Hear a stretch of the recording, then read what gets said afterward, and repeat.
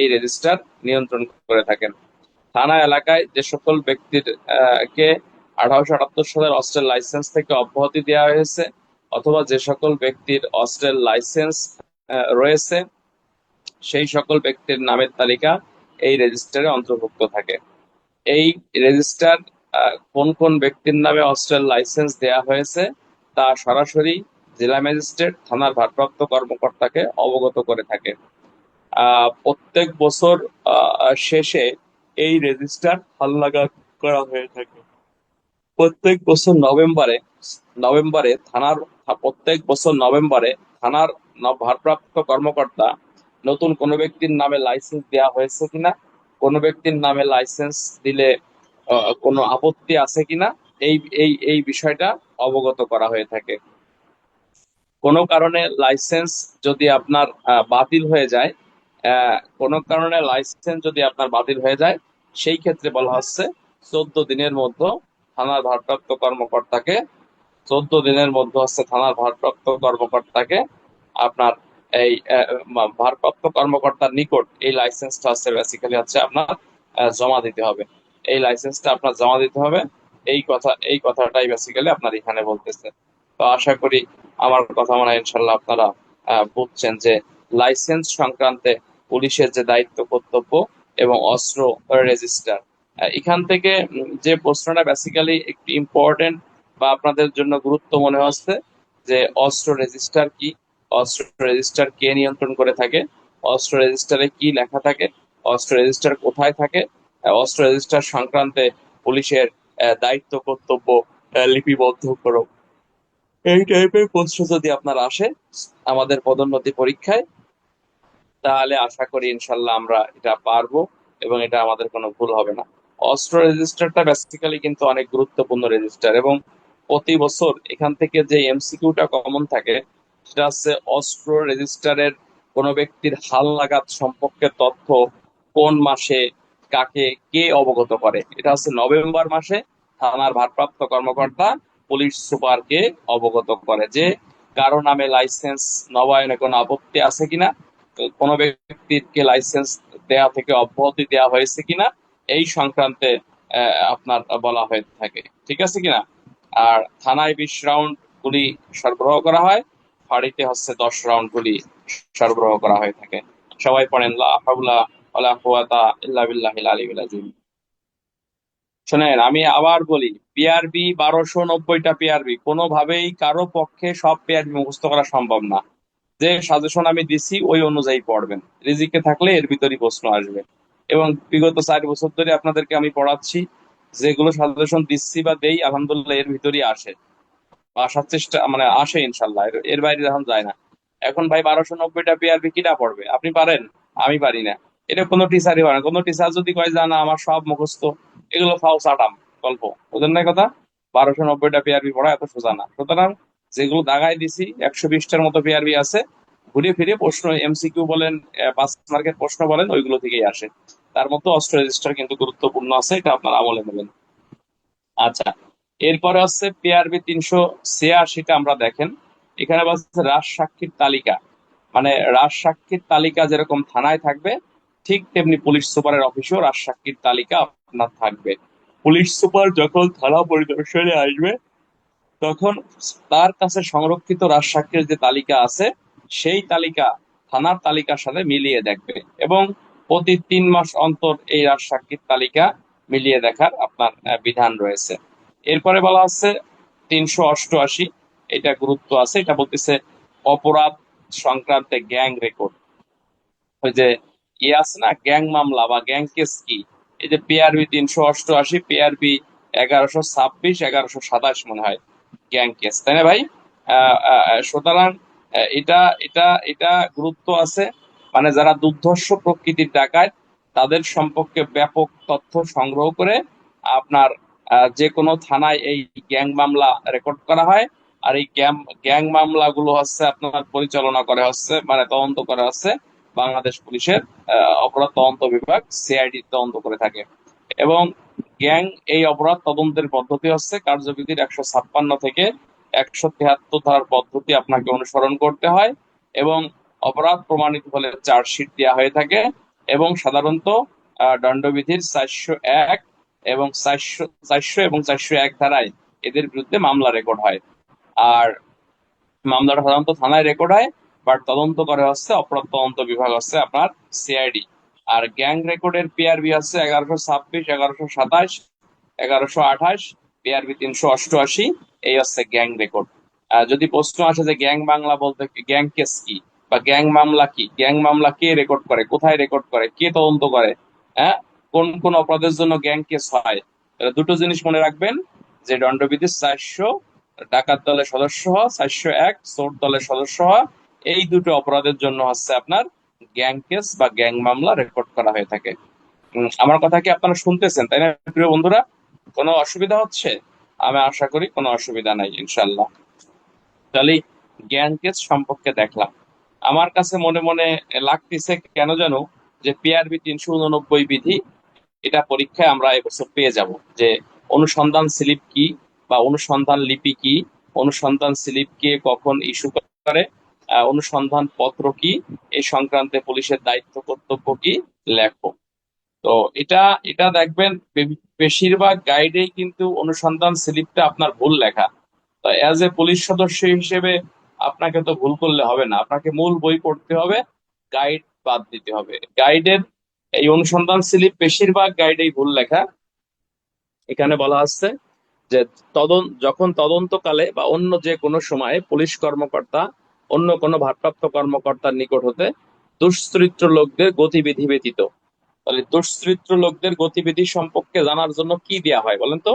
হ্যাঁ, এ rule B rule সাধারণত দেয়া হয়ে থাকে, কিন্তু এখানে বলতেছে দুশ্চরিত্র লোকদের গতিবিধি ব্যতীত তার এলাকায় ফৌজদারি প্রশাসনের সঙ্গে সংশ্লিষ্ট কোনো বিষয় অথবা পলাতক ব্যক্তির কোনো তথ্য জানার জন্য, যখন তার নিকট হতে অনুসন্ধান লিপি বিবরণ 76-77 পূরণ করে আপনাকে প্রেরণ করবেন। দেশের বাইরে ও অভ্যন্তরে পুলিশ অফিসারের নিকট 76 এবং পুলিশের দেশের বাইরে ও অভ্যন্তরে অফিসারের নিকট হতে বিবরণ নং 76 এবং পুলিশের নিকট থেকে তথ্য সংগ্রহ করার জন্য ফরম নং 77 পূরণ করে ভারপ্রাপ্ত কর্মকর্তার নিকট হচ্ছে আপনাকে প্রেরণ করতে হয়। প্রত্যেক অনুসন্ধান লিপি প্রেরণের তারিখ অনুসারে ক্রমিক নম্বর আপনাকে থাকবে এবং ঘটনা অনুসারে প্রেরিত অথবা প্রাপ্ত চিঠিপত্রের রেজিস্টারের ক্ষেত্রে বিশেষ লাল কালি ধারা এটা আপনাকে লিপিবদ্ধ করতে হবে। অনুসন্ধান পত্র যদি আত্মগোপনকারী সংক্রান্ত হয়, তবে যে প্রকৃতির অপরাধে তাকে অভিযুক্ত করা হয়েছে তা সুস্পষ্টভাবে লিপিবদ্ধ করতে হবে। কোন অনুসন্ধান লিপি উত্তর সহ ফেরত পাওয়া গেলে যে মূল মুড়ি হতে তা ছেঁড়া হয়েছিল তার সঙ্গে আঠা দিয়ে সংযুক্ত করতে হবে। অনুসন্ধান লিপি গ্রহণকারী অফিসারগণ বিষয়টি জরুরি বলে মনে করবে এবং যত দ্রুত সম্ভব তা প্রেরণের ব্যবস্থা করবে। অনুসন্ধান লিপি অবিলম্বে ফেরত পাওয়া না গেলে পুনরায় তাগিদপত্র দিতে হবে। অনুসন্ধান লিপি অন্য প্রদেশের সংক্রান্ত এরও দরকার নাই। তাহলে আমি আমার ভাষায় এটা আমি বলার চেষ্টা করি। এখান থেকে প্রশ্ন আসতে পারে যে অনুসন্ধান লিপি কি, এটা হচ্ছে এক টাইপের একটা প্রশ্ন। অনুসন্ধান লিপি প্রাপ্তির পর পুলিশ অফিসারের দায়িত্ব কর্তব্য কি, অথবা অনুসন্ধান পত্র তদন্তের পদ্ধতি কি, অনুসন্ধান পত্র সাধারণত কোন কোন উদ্দেশ্যে প্রেরণ করা হয়ে থাকে, হ্যাঁ, এই টাইপের প্রশ্ন কিন্তু এখান থেকে আপনার আসতে পারে।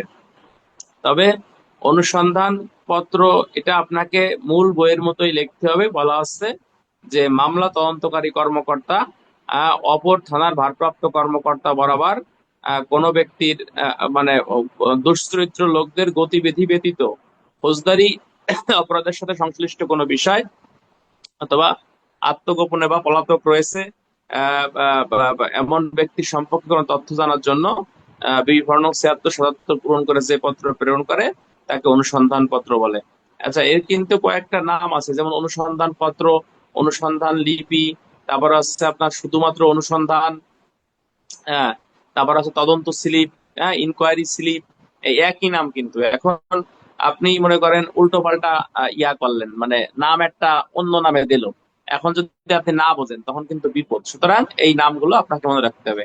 ইএস, ইনকোয়ারি স্লিপ, অনুসন্ধান স্লিপ, তদন্ত স্লিপ, তারপরে অনুসন্ধান পত্র, শুধুমাত্র ইনকোয়ারি, এই একই একই একই কথা।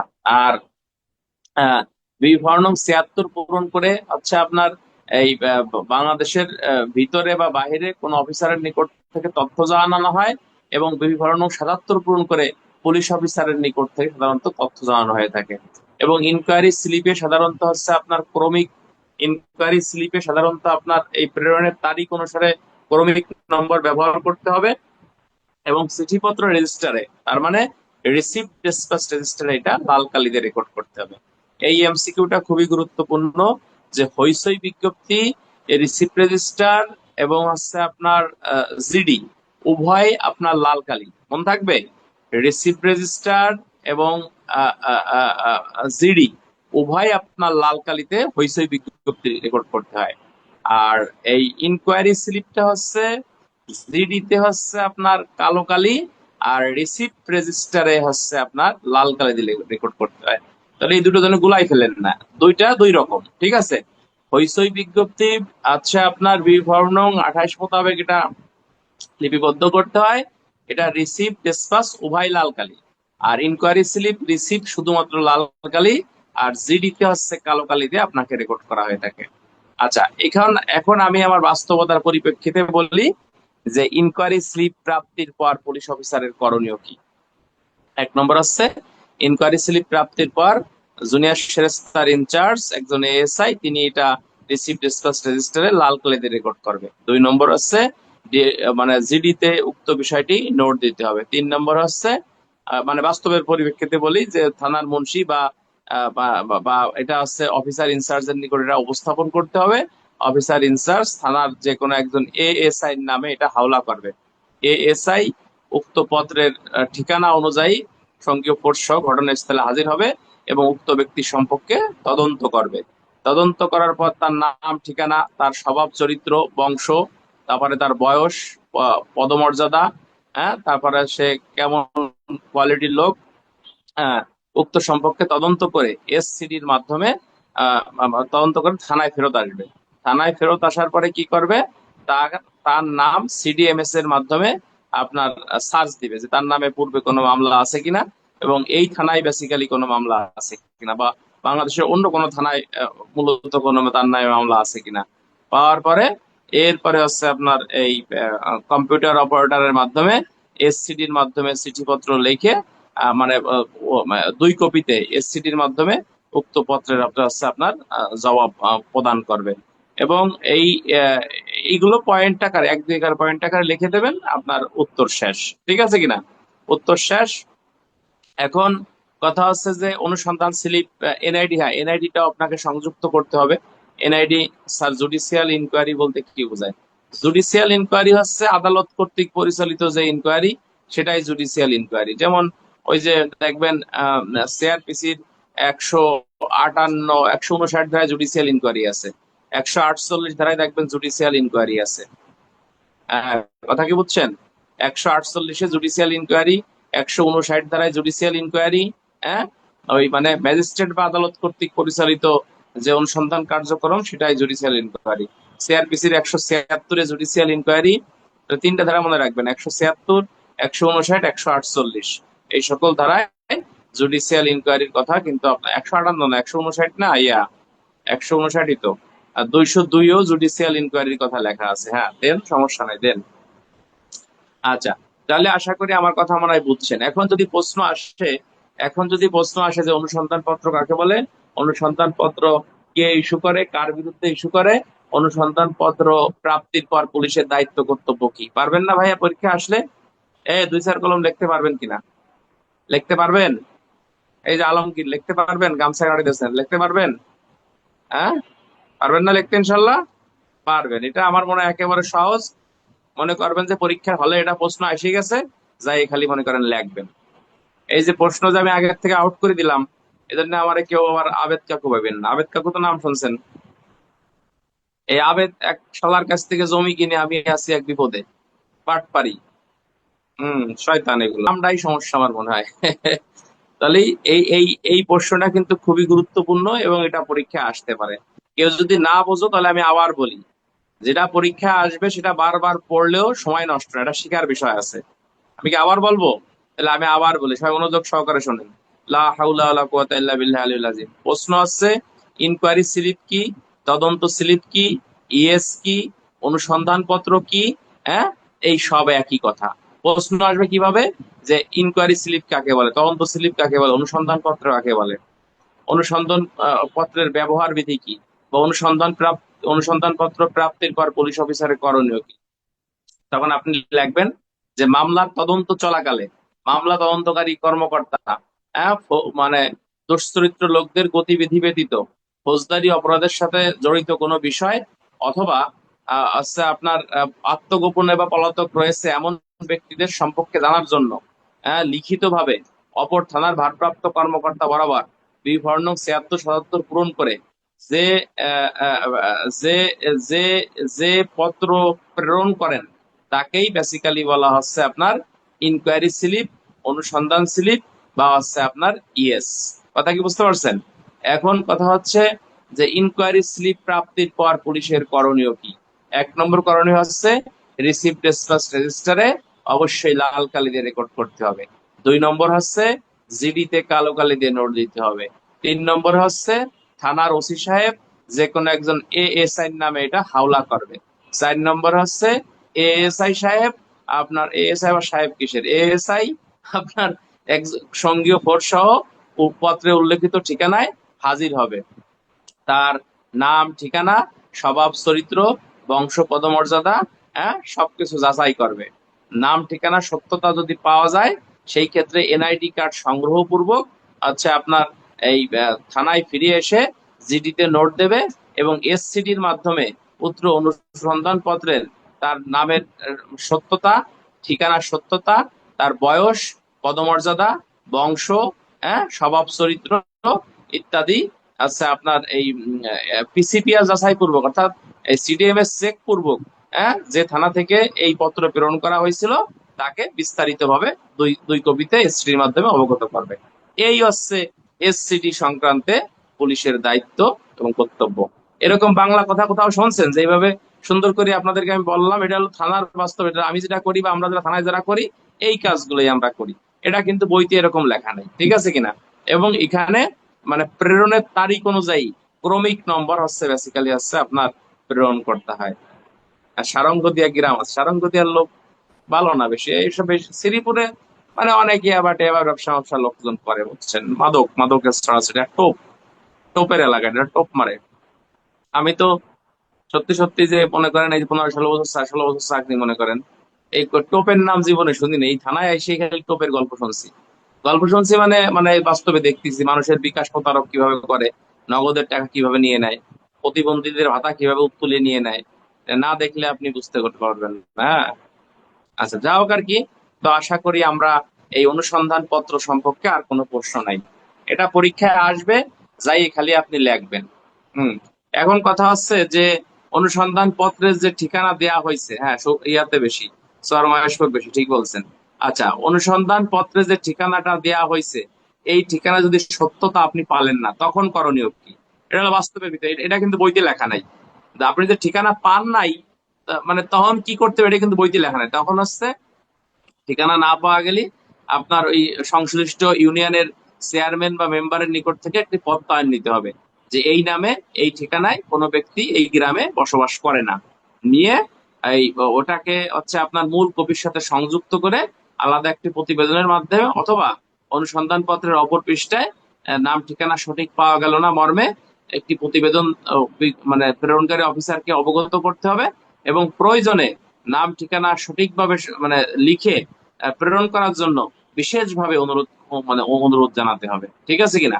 এই হচ্ছে না পাওয়া গেলে করণীয়। তোমাদের কিন্তু আমি থানার যে বাস্তব যে কাজ সেই কথা সেই ভিত্তিতে এটা বলতেছি। এইটা হলো মূল বিষয়।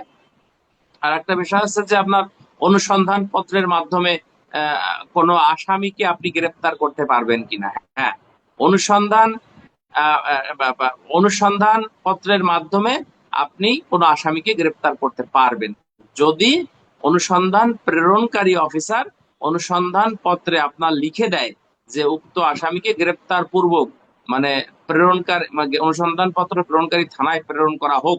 তখন অনুসন্ধান পত্রের রিকোয়েস্টের মাধ্যমে, অনুরোধ পত্রের মাধ্যমে অনুসন্ধান পত্র ইনকোয়ারি অফিসার আপনার আসামিকেও গ্রেফতার করতে পারবে, এটা আইনে বিধান আছে। ঠিক আছে ভাই, লা হাওলা ওয়ালা কুওয়াতা ইল্লা বিল্লাহিল আযীম। অনুসন্ধান পত্র আজকের মতো মনে করবেন যে আজকে ক্লাসে আপনি এটাই শিখছেন। অনুসন্ধান পত্র পরীক্ষায় আসবে, যা এখানে আপনি লিখবেন। ক্লিয়ার? ধন্যবাদ। আমরা এখন চলে যাব অপরাধ মানচিত্র। অপরাধ মানচিত্র এটা কিন্তু খুবই গুরুত্বপূর্ণ একটি বিষয়। অপরাধ মানচিত্র কিন্তু পরীক্ষায় আপনার আসে। হ্যাঁ, অনুসন্ধান স্লিপ কয় কপিতে হয়? অনুসন্ধান স্লিপ সাধারণত এক কপিতে হয়, বাট অনুসন্ধান স্লিপের পত্র বা উত্তর সেটা সাধারণত 2 কপিতে দেওয়া হয়ে থাকে। হ্যাঁ, 2 কপি দেওয়া হয়ে থাকে। আচ্ছা, আইনের বিধান কত? আইনের বিধান হচ্ছে 389 বললাম ভাই। ক্লাসে কি তুমি অ্যাটেনশন নাই? মনোযোগী নাই কেন? আমি কথা বলতে আমার তো জান বার হয়ে যায়, আপনারা মনোযোগী না, তাহলে কেমনে হবে? সবাই পড়েন। লা হাউলা ওয়ালা কুওয়াতা ইল্লা বিল্লাহিল আলিয়্যিল আযীম। লা হাউলা ওয়ালা কুওয়াতা ইল্লা বিল্লাহিল আলিয়্যিল আযীম। এখন আহ, আর যদি সিডিএমএস এ মামলা থাকে তাহলে তাহলে করণীয় কি? সিডিএমএস যদি তার নামে সংশ্লিষ্ট থানায় মামলা থাকে, তখন অনুসন্ধান পত্রে আপনাকে লিখতে হবে যে তার নামায় তার থানা তার নামে অত্র থানায় 2টি মামলা রয়েছে বা মাদক মামলা আছে বা যে কোনো মামলা আছে। সেই সিডিএমএস এর ওই মামলার কপি সহকারে সে এজাহার নাম্বার এবং মামলার কপি সহকারে ওই আহ, অনুসন্ধান পত্রের স্লিপের সাথে সংযুক্ত করে ওই অনুসন্ধান পত্র প্রেরণকারী অফিসারের নিকট এটা প্রেরণ করতে হবে। এই হলো কাজ, ঠিক আছে কিনা? আর যদি মানে আমার শ্রীপুর থানায়, মানে আমি যদি ইনকোয়ারি অফিসার হই, আমার শ্রীপুর থানায় যদি তার নামে কোনো মামলা না থাকে, সেই ক্ষেত্রে আমরা লিখি যে তার নামে অত্র থানায় কোনো মামলা নাই, তার সম্পর্কে মানে বিরূপ কোনো মন্তব্য পাওয়া গেল না। ঠিক আছে? অনুসন্ধান স্লিপটা কিন্তু খুবই গুরুত্বপূর্ণ, কেননা একজন, আমি বলি এই শোনেন, বাস্তবতার প্রেক্ষিতে বলি, এইগুলো এইসব কথা বইতে পাবেন না। অনুসন্ধান স্লিপটা বেসিক্যালি কখন দেওয়া হয়? মনে করেন আপনি থাকেন, আপনি চাকরি করেন বা আপনার বাড়ি মাগুরা, আপনার নামে মনে করেন মামলা হয়েছে মনে করেন ঢাকাতে। এখন আপনার নাম, যখন আপনার বিরুদ্ধে চার্জশিট দেওয়া হবে, তখন আপনি যখন হাজির না হবেন, তখন আপনার বিরুদ্ধে ওয়ারেন্ট বের হবে না, আপনার স্থাবর অস্থাবর সম্পত্তির বিবরণ দিতে হবে না, আপনার সম্পত্তি ক্রোকের ব্যবস্থা করতে হবে না। তখন নাম ঠিকানায় যদি সঠিক না পাওয়া যায়, মনে করেন আপনার বাড়ি হচ্ছে মাগুরা, আপনি ঠিকানা দিয়ে রাখছেন যশোরে, তাহলে আপনার এক দুনিয়া কেউ লোক খুঁজে পাবে? কেউ খুঁজে পাবে না। এই জন্য ইনকোয়ারি স্লিপের প্রাথমিক যে কাজটা, সেটা হচ্ছে মামলায় বর্ণিত বা এজাহার নামীয় যে আসামিগুলোকে এখানে উল্লেখ করছে, তার নাম ঠিকানা সত্যতা আছে কিনা, মানে সে যে ওই এলাকার বাসিন্দা কিনা, হ্যাঁ, এবং তার স্বভাব চরিত্র কেমন, পূর্বে এ ধরনের কাজকর্ম সে করছে কিনা, তার নামে পূর্বে কোনো মামলা আছে কিনা, এইটা পরীক্ষা নিরীক্ষা করার মূল মাধ্যম বা মূল যে কাজ, সেটি হচ্ছে আপনার এই অনুসন্ধান স্লিপের মাধ্যমেই আইউরা সাধারণত করে থাকে। এই যে তোমাদের যে এত কথা কলাম, এই কথাগুলো কি সব কি এই কোনো বইতে আছে দেখাতে পারবা? কোনো ভাষ্য তো লেখা নেই। এটা কিসের অভিজ্ঞতা? এটা হলো থানায় কাজ করার অভিজ্ঞতা। লা হাওলা ওয়ালা কুওয়াতা। সৈয়দ আলী ঠিক আছে কিনা ভাই? সৈয়দ আলী ভাই সাথে দেখা হয়ে যাবে না খুলনা পিটিসিতে, নাকি? খুলনায় দেখা হবে ও যশোরও দেখা হবে না। যশোরে পরীক্ষা কেন্দ্র কার কার? মাগুরার তো পরীক্ষা কেন্দ্র যশোরে। আচ্ছা, আমরা আমরা ইনশাল্লাহ যশোরে পরীক্ষা দিতে যাবো, আল্লাহ ভরসা। আচ্ছা, তাহলে আমরা আমরা এখন চলে যাব পিআরবি 390 অপরাধ মানচিত্র। হ্যাঁ, অপরাধ অপরাধ অপরাধ এটা অপরাধ মানচিত্র। অ- অ- আ- অপরাধ অপরাধ অপরাধ দেশের বাইরেই যে বলছে, দেশের বাইরে হলে হচ্ছে আপনার বিবর্ণ 76 পূরণ করে পাঠাইতে হবে, আর দেশের ভিতরে হলে বিবর্ণ 77 নিকট থেকে পূরণ করতে হবে। যাও, এত এক জিনিসটা এত পড়ে থাকলে হবে না। এখন চলে যাবো আছে ক্রাইম ম্যাপ বা অপরাধ মানচিত্র। এইটা সম্পর্কে আমরা জানবো, এটাও কিন্তু পরীক্ষায় গুরুত্বপূর্ণ, যে অপরাধ মানচিত্র কি, অপরাধ মানচিত্র কোথায় সংরক্ষণ করা হয়, অপরাধ মানচিত্র কে সংরক্ষণ করে, হ্যাঁ, অপরাধ মানচিত্র সংক্রান্তে পুলিশের দায়িত্ব কর্তব্য কি। ভাই, প্রশ্ন যেটা আসবে সেটা তুমি বারবার পড়ো, তাহলে কিন্তু লস নাই। কিন্তু যেটা আসবে না, থাউজেন্ড স্পটে সময় নষ্ট করা যাবে না। 389 বিধিটা যেমন 100% গুরুত্বপূর্ণ, 390 বিধিটাও 100% গুরুত্বপূর্ণ। এখান থেকে এমসিকিউ আসে এবং রিটেনে প্রশ্ন আসবে। বলা আছে ভূমি রেকর্ড ও জরিপ বিভাগের, বলতেছে ভূমি রেকর্ড ও জরিপ বিভাগের মহাপরিচালক কর্তৃক প্রকাশিত 1 ইঞ্চি স্কেলে 1 মাইল নির্দেশক মানচিত্র সকল থানায় অপরাধ মানচিত্র হিসেবে ব্যবহৃত হবে। হ্যাঁ, এবং বলতেছে যে শহরের থানার জন্য শহর বা পৌর মানচিত্র ব্যবহার করতে হবে, প্রত্যেক বছর নতুন মানচিত্র ব্যবহার করা হবে। এই উদ্দেশ্যে প্রত্যেক থানায় 5 বছর ব্যবহারের জন্য এলাকায় এটা মানচিত্র সরবরাহ করা হয়ে থাকে। 2টি বোর্ড বাধাই করা মানচিত্রের মধ্যে কাগজ সংযুক্ত করতে হবে এবং তা অপরাধ মানচিত্র নামে অভিহিত করতে হবে। এভাবে প্রত্যেক বছরের জন্য একাধিক অপরাধ মানচিত্র হবে এবং প্রত্যেক বছর লিপিবদ্ধ হয় কয়েক বছরের অপরাধ এখানে নির্দেশ করবে। মানচিত্রে যথাস্থানে ডাকাতি, চুরির উদ্দেশ্যে ছিট কাটা বা গৃহ চুরির অভিযোগে মামলা লিপিবদ্ধ করতে হবে। প্রথমটি কালো কালিতে এবং পরের দুটি লাল কালিতে, অর্থাৎ ডাকাতিকে ডি, চুরির ক্ষেত্রে হচ্ছে টি, আর সিরিয়াল চুরির ক্ষেত্রে হচ্ছে বি। তাহলে ডাকাতিরে কালো কালিতে, সিরিয়াল চুরি এবং চুরি লাল কালিতে বেসিক্যালি এখানে উল্লেখ করতে হয়। আর এখানে আছে প্রথম অক্ষরের নিচে মামলা নম্বর, প্রথম অক্ষরের নিচে হচ্ছে মামলা নম্বর ও মাস উল্লেখ করতে হয়।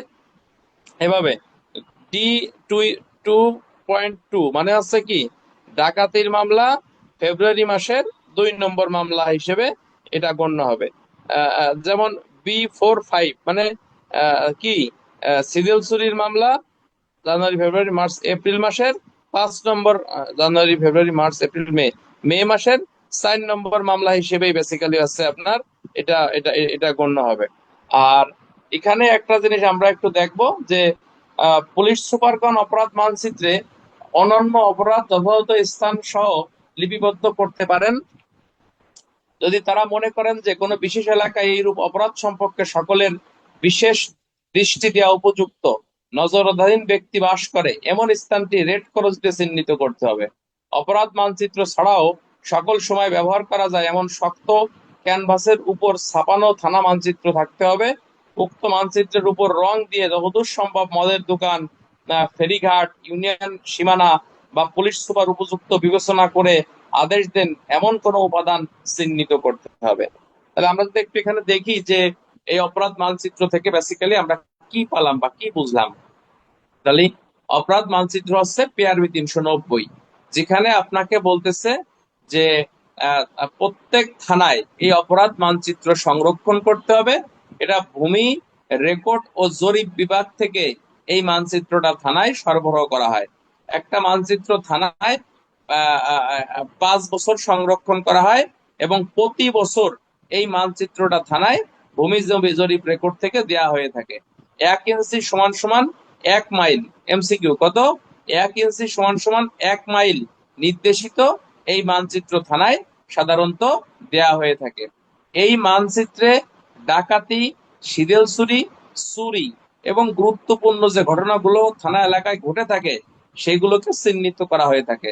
ডাকাতিকে ডি, চুরির ক্ষেত্রে টি, সিরিয়াল চুরির ক্ষেত্রে বি দ্বারা চিহ্নিত করা হয়। হ্যাঁ, এবং এখানে আপনার মামলা, তারপর হচ্ছে মামলা মানে কি ধরনের মামলা অপরাধ, তারপর হচ্ছে আপনার এই মামলা নম্বর এবং মাস, এটা আপনার উল্লেখ করা হয়ে থাকে। যেমন D2.2 মানে কি, বলা হচ্ছে ডিসেম্বর মাসের 2 নম্বর ফেব্রুয়ারি, কি বলতে, ডাকাতির ফেব্রুয়ারি মাসের 2 নম্বর হচ্ছে আপনার মামলা। হ্যাঁ, এভাবে এখানে চিহ্নিত করা হয়। এছাড়াও থানা এলাকায় যে সকল গুরুত্বপূর্ণ অপরাধ, থানা এলাকায় যে সকল গুরুত্বপূর্ণ অপরাধগুলো আপনার সংগঠিত হয় সেই সকল অপরাধগুলো এই অপরাধ মানচিত্রে চিহ্নিত করা হয়। এর মূল উদ্দেশ্য আছে থানা এলাকায় টহল ডিউটি কার্যকর করার মাধ্যমে উক্ত স্থানে ঘন ঘন পরিদর্শন করে অপরাধ প্রতিরোধ করা বা নিবারণ করা। এরপরে থানা এলাকায় যেগুলো মদের দোকান আছে বা হচ্ছে আপনার যেখানে উচ্ছৃঙ্খল লোকের আনাগোনা বা চুরি ডাকাতি বেশি হয় সেই সকল চিহ্ন এলাকা, সেই সকল অপরাধের মানে স্থানকে রেড ক্রস দ্বারা আপনাকে চিহ্নিত করা রয়েছে এবং পুলিশ সুপার এই বিষয়টি সাধারণত আপনার নিশ্চিত করে থাকেন। হ্যাঁ, যেমন মদের দোকান, ফেরিঘাট, ইউনিয়ন সীমানা পুলিশ সুপার উপযুক্ত মনে করলে এগুলোকে চিহ্নিত করার জন্য এখানে হচ্ছে আপনার আদেশ দিয়ে থাকে। তাহলে আমি কি মোটামুটি বলতে পারছি যে আপনার এই ইয়াটা কাকে বলে, কি কয় রে, এই অপরাধ মানচিত্রটা কি ভাই? ক্লিয়ার? অনিন্দময় পাল অনি ক্লিয়ার, আলামিন গাজী ঝিনাইদহ ক্লিয়ার, বুঝতে পারছেন?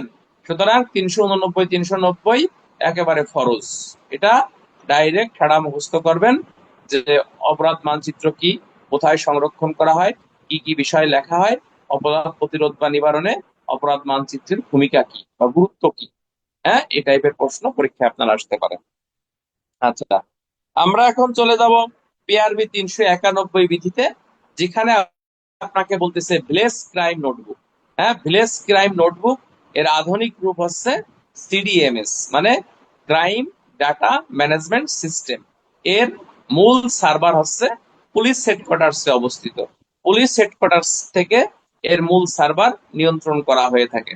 থানা এলাকায় যে সকল অপরাধী আছে, তাদের নামে কি সাজা আছে, কি কি মামলা আছে, কি কি শাস্তি তারা ভোগ করছে, এই সকল তথ্য সিডিএমএস এ মূলত অন্তর্ভুক্ত করা হয়ে থাকে। সিডিএমএস এ আসামির নাম, তারপর হচ্ছে আসামির পিতার নাম, গ্রাম, ইউনিয়ন দিয়ে সার্চ দিলে বা তল্লাশি দিলে ওই ব্যক্তির পূর্ণাঙ্গ তালিকা, শুধুমাত্র ওই ব্যক্তির নামে বাংলাদেশে যত নাম আছে, মানে ওই একই নামে যত নাম আছে ওই ইউনিয়নে বা ওই গ্রামে, ওই থানায়, সকল ব্যক্তির তথ্য এক নিমিষেই চোখের সামনে চলে আসে। তাই ভিলেজ ক্রাইম নোটবুকের আধুনিক রূপ হচ্ছে সিডিএমএস। সিডিএমএস অপরাধ প্রতিরোধ বা নিবারণে বিশেষ ভূমিকা পালন করে, কেননা যখন একজন ব্যক্তির পূর্বের ইতিহাস জানতে চার প্রয়োজন হয়, তখন সিডিএমএস এ তাকে সার্চ দিয়ে বা সিডিএমএস এ তল্লাশি দিয়ে তার সম্পর্কে প্রকৃত তথ্য অনুধাবন করা যায়। তাই অপরাধ প্রতিরোধ বা নিবারণে সিডিএমএস এর গুরুত্ব পর্যন্ত অপরিসীম। এখন ভিলেজ ক্রাইম নোটবুকের কয়টা অংশ থাকে? ভিলেজ ক্রাইম নোটবুকের 5টা অংশ থাকে। একটা আছে অপরাধ অংশ, দণ্ড অংশ, তারপর আছে আপনার গ্রামের ইতিবৃত্ত, ইতিবৃত্ত পত্র, ইতিবৃত্ত পত্র, আর একটা আছে সূচিপত্র। এখন কোন অংশে কি লেখা থাকে? দণ্ড অংশ, মানে একজন আসামির ওই গ্রামে কি কি সাজা হয়েছে, এই দণ্ড অংশে এই কথাগুলো এখানে লেখা থাকে। 2 নম্বরে আপনাকে বলতেছে যে দণ্ড অংশ, এবার হচ্ছে আপনার গ্রামের ইতিবৃত্ত। দণ্ড অংশ, এবার হচ্ছে আপনার অপরাধ অংশ। অপরাধ অংশে কি সাধারণত গ্রামে কি কি অপরাধগুলো সংঘটিত হয়ে থাকে, এই অংশে এটা লেখা হয়ে থাকে। আর অপরাধ অংশ, দণ্ড অংশ, গ্রামের ইতিবৃত্ত। গ্রামের ইতিবৃত্ত মানে কি, ওই গ্রামে পূর্বের ইতিহাস কি কি আছে, কোন কোন অপরাধগুলো বেশি সংঘটিত হয়। ইতিবৃত্ত পত্র মানে অনন্য অপরাধীদের সাথে এবং অনন্য যে অপরাধগুলো এই বেশি সংঘটিত হয়, সেই তথ্যগুলো এখানে লেখা হয়ে থাকে। এরপরে বলা হচ্ছে সূচিপত্র। সূচিপত্রটা হচ্ছে মানে ভিলেজ ক্রাইম নোটবুকের পরিচিতি অংশ, যে এখানে কোন কোন আসামিদের নাম ঠিকানা, কোন কোন আসামিদের সম্পর্কে তথ্য এখানে আছে, কোন কোন আসামির কি সাজা হয়েছে, কোন কোন অপরাধগুলো এই থানা এলাকায় বেশি সংঘটিত হয়, সব এই সূচিপত্রে আপনাকে নির্দেশ দেয়া থাকে। ঠিক আছে কিনা? এই হচ্ছে আপনার ভিলেজ ক্রাইম নোটবুক। আর একটা জিনিস মনে রাখবেন, ভিলেজ ক্রাইম নোটবুক হচ্ছে একটি গোপনীয় দলিল। এটা সাধারণত পুলিশ অফিসার আদালতে দাখিল করতেও বাধ্য থাকে না। তারা কি দেবেন? তারা দেবেন পিআরবি 391, পিআরবি 393, 94, 95, 96, 401, 403, এই সবই হচ্ছে আপনার এর ভিতরের এই অংশগুলো।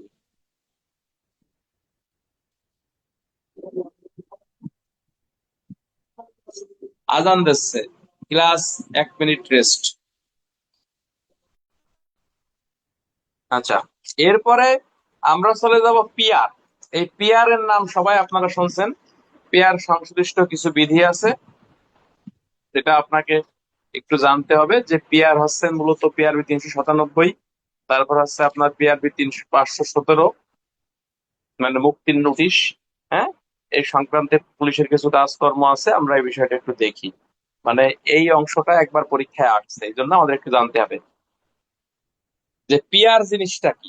পিআরটা হচ্ছে পিআরবি 397, 517। হ্যাঁ, পিআরটা হচ্ছে যে সকল আসামিদেরকে আসন্ন সপ্তাহে মুক্তি দেওয়া হবে, তাদের নাম ঠিকানা লিখে পুলিশ সুপারের নিকট জেল পুলিশ সুপার সাধারণত যে পত্র প্রেরণ করে তাকে বলা হচ্ছে পিআর স্লিপ বা মুক্তির নোটিশ বা পুলিশ রেজিস্টার্ড। পিআর শব্দের অর্থ হচ্ছে পুলিশ রেজিস্টার্ড। তো এখানে বলতেছে কোন দণ্ডিত ব্যক্তি কোন কারাগার বা শাস্তিমূলক ব্যবস্থা হতে মুক্তি প্রদানের জন্য বিজ্ঞপ্তি প্রাপ্তির পর থানার অফিসার দ্বিতীয় এবং চতুর্থ খণ্ডে প্রয়োজনীয় তথ্য সমূহ লিপিবদ্ধ করবেন এবং মুক্তিপ্রাপ্ত আসামি তার নিজ গ্রামে প্রত্যাবর্তন করছে কিনা বা বাস করতে ইচ্ছুক কিনা সে সম্পর্কে নিশ্চিত হবেন। যে যদি সে প্রত্যাবর্তন না করে, তবে থানার অফিসার বিষয়টি পুলিশ সুপারকে গোচরীভূত করবেন, যাতে মুক্তিপ্রাপ্ত আসামি যে থানায় বসবাস করার সম্ভাবনা আছে সে থানায় তার নাম লিপিবদ্ধ করার জন্য আদেশ দেওয়া যেতে পারে। যদি মুক্তির তারিখ যদি মুক্তির তারিখ থানার রেজিস্ট্রারে লিপিবদ্ধ হয় এবং মুক্ত ব্যক্তি তার বাসস্থান পরিবর্তন করে, তবে এ সকল তথ্য সম্বলিত একটি পিআর পুলিশ সুপারের নিকট প্রেরণ করতে হবে। হ্যাঁ, এটা হচ্ছে মুক্তির স্লিপ। আর মুক্তির নোটিশ বা পিআর স্লিপ সংক্রান্তে পুলিশের কার্যক্রমটা কি সেটা যদি আমরা একটু দেখি, সেটা আপনাকে বলতেছে পিআরবি আপনার এই 517 বিধিতে আপনাকে বলতেছে। এটা আমরা একটু সামনের দিকে যেয়ে দেখি কি বলছে, একটু দেখি আমরা। 517 বিধিতে 517 বিধিতে আপনাকে বলতেছে যে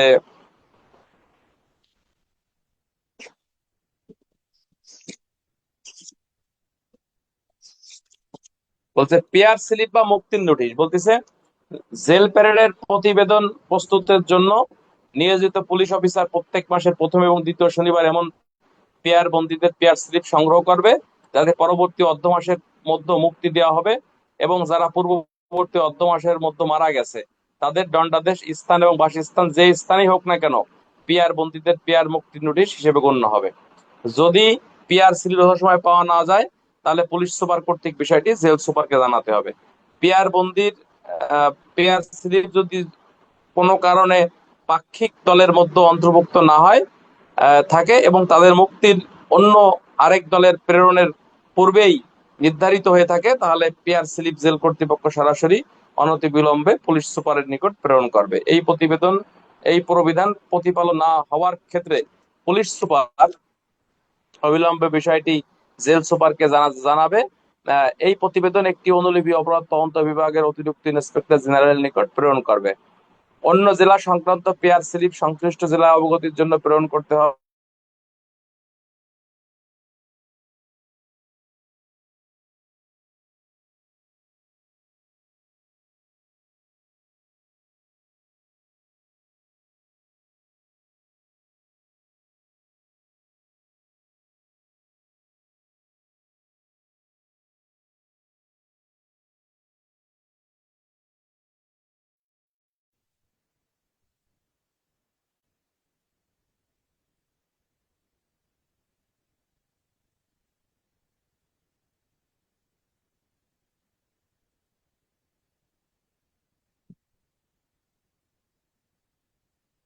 শোনা যায় কথা? শোনা যায় মাহমুদ?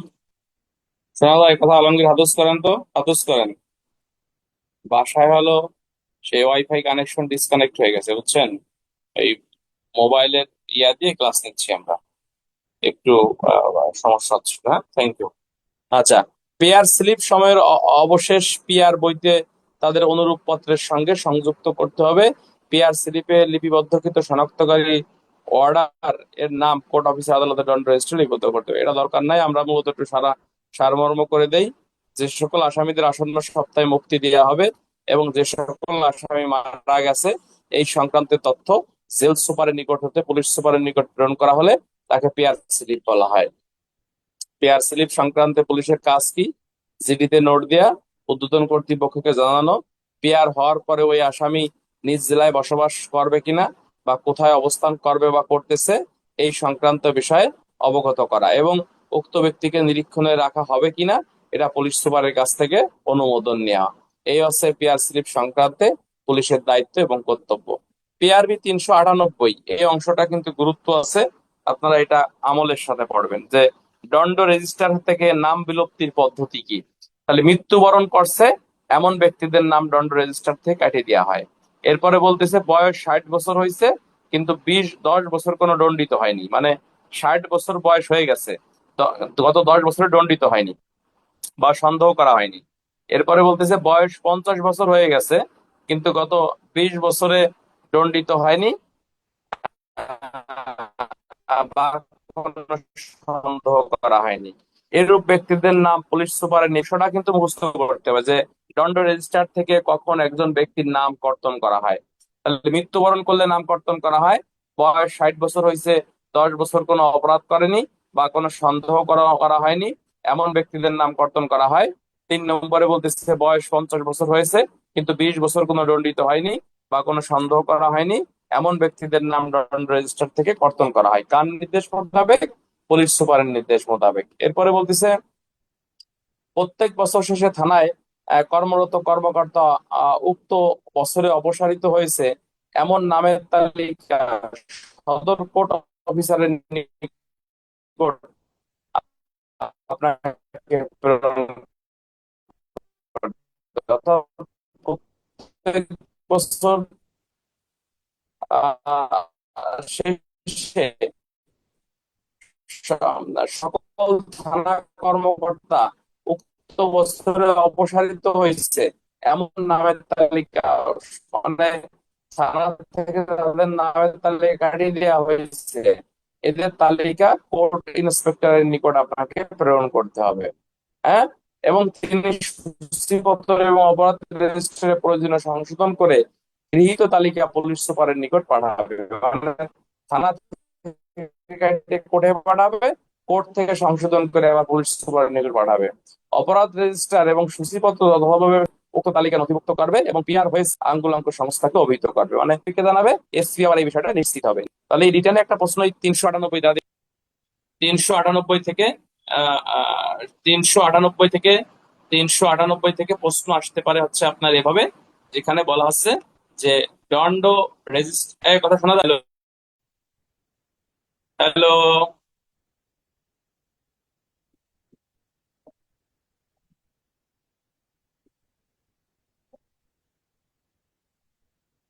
আমার মনে হয় সবাই ক্যামেরাটা বন্ধ করে দেন।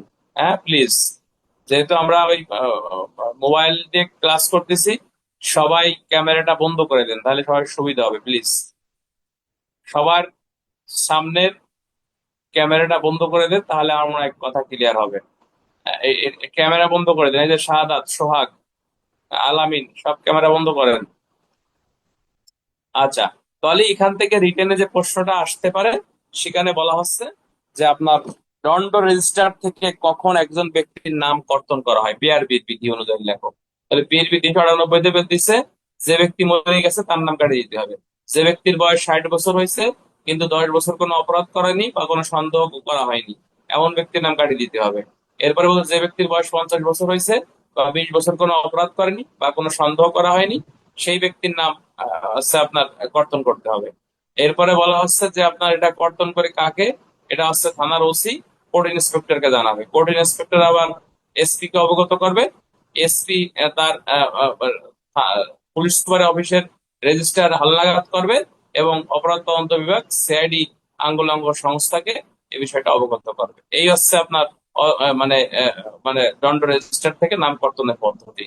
তো আশা করি আমার কথা মনে হয় আপনারা এটা বুঝে ফেলেছেন। আপনারা বলার পরেও বলার পরেও আপনারা ক্যামেরা বন্ধ করেন না, তার মানে আমার কথা আপনারা শোনেন না। আমি বলছি ক্যামেরাটা সবাই বন্ধ করেন, অডিওর মতো জাস্ট একটু শোনেন, শুনলে এটা আপনার আয়ত্তে আসবে। আমি বারবার বলতেছি নেটওয়ার্কের সমস্যা, ক্যামেরা বন্ধ করেন। আউযু বিল্লাহি মিনাশ শাইতানির রাজিম, বিসমিল্লাহির রহমানির রহিম। হাসবুনাল্লাহু ওয়া নি'মাল ওয়াকিল, হাসবুনাল্লাহু ওয়া নি'মাল ওয়াকিল। আচ্ছা, আমরা এখন চলে যাব খুবই গুরুত্বপূর্ণ একটা অংশ, সেটা হচ্ছে এই যে আরে কি বলে ওটা, এই ইতিবৃত্ত পত্র। ইতিবৃত্ত পত্র সংক্রান্তে পুলিশের কাজকর্ম কি, বা ইতিবৃত্ত পত্র কখন খোলা হয়, এই সংক্রান্তে পুলিশের দায়িত্ব কর্তব্য কি, এই অংশটায় আমরা এখন চলে যাব। ইতিবৃত্ত পত্র সম্পর্কে আলোচনা কর ইতিবৃত্ত পত্র সম্পর্কে আলোচনা করছে আপনার বিআরবি 401 বিধিতে আপনাকে আলোচনা করছে। ইতিবৃত্ত পত্রের অপর নাম হচ্ছে আপনার হিস্ট্রি শিট। প্রশ্ন আসতে পারে হিস্ট্রি শিট বলতে কি বোঝায়, হিস্ট্রি শিট সংক্রান্তে পুলিশের কাজকর্ম কি বা দায়িত্ব কর্তব্য কি। জাস্ট একটু শোনেন ভাই, আমি বারবার বলি যে এত বিআরবি জীবনও মুখস্থ করা সম্ভব না। শুনিয়ে যতটুকু আপনার মন থাকে ততটুকুই কিন্তু হচ্ছে আপনার আহ, বা- বা- বা- বা- বা- বা- লিখতে পারবেন, ঠিক আছে? মানুষ পড়ার থেকে শুনলে বেশি মন থাকে। হিস্ট্রি শিট, হিস্ট্রি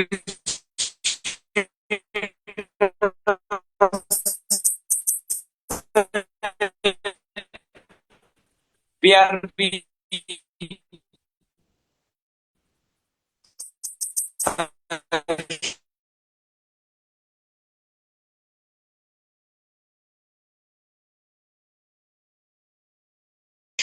1 বিধি অনুযায়ী এটা থানায় সংরক্ষণ করা হয়। সাধারণত কোনো তথ্য তার অপরাধ জীবনের ইতিহাসের শীট সাধারণত থানায় খোলা হয়।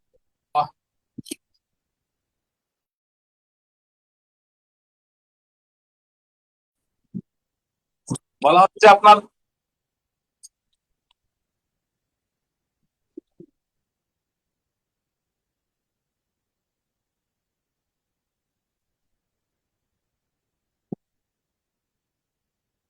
কথা শোনা যায়? এই কথা শোনা যায়?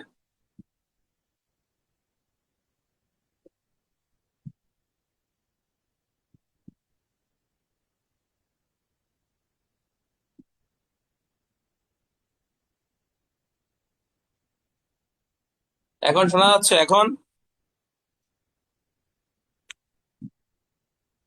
এখন শোনা যাচ্ছে ভাই?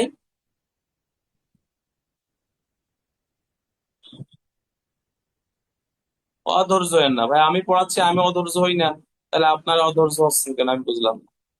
সবাই পড়েন লা হাউলা ওয়ালা কুওয়াতা ইল্লা বিল্লাহিল আলিয়্যিল আযীম, পড়েন লা হাউলা ওয়ালা কুওয়াতা ইল্লা বিল্লাহিল আলিয়্যিল আযীম। আচ্ছা, হিস্ট্রি শিট। হিস্ট্রি শিটটা হচ্ছে আপনার থানায় খোলা হয়ে সাধারণত হিস্ট্রি শিট বলা এমন ব্যক্তিদের সম্পর্কে হিস্ট্রি শিট খোলা হয়।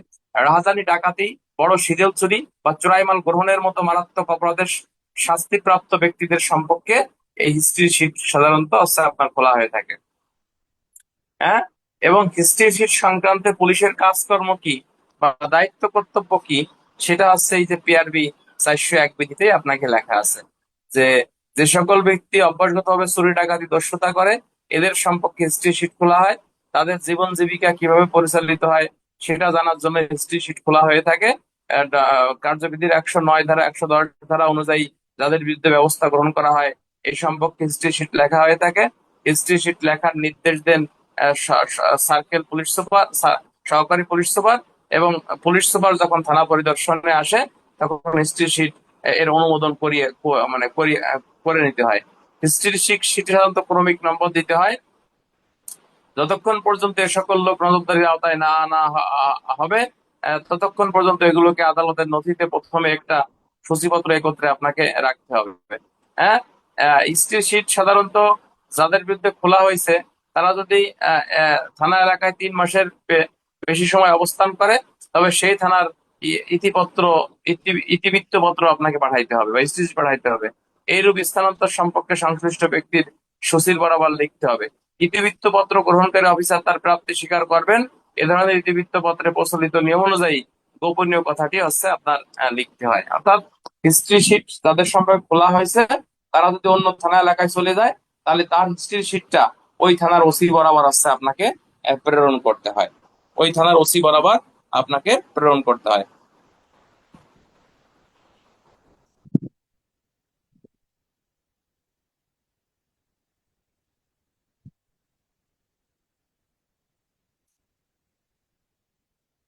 আপনাদের সবাইকে বলছি যে ভাই বাসায় ওয়াইফাইটা মালিহা করে ঝামেলা করছে, আপনাদের বলছি ক্যামেরাটা বন্ধ করেন, বারবার বলার পরেও আপনারা ক্যামেরা বন্ধ করতেছেন না। এটা খুবই দুঃখজনক এবং আমার মনে হয় আপনারা বোঝেন না, আমার মনে হয় এটাই মনে হচ্ছে। হয় বোঝেন না নাহলে আমার কথা শোনেন না।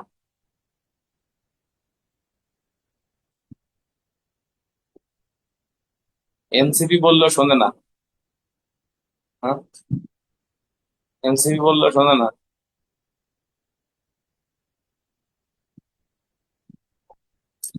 আচ্ছা, আমরা এখন history sheet PRB, history sheet PRB 401 402 এর সংক্রান্ত আমরা দেখলাম। এখানে আর সময় নষ্ট করবো না, আমরা সরাসরি চলে যাবো 409।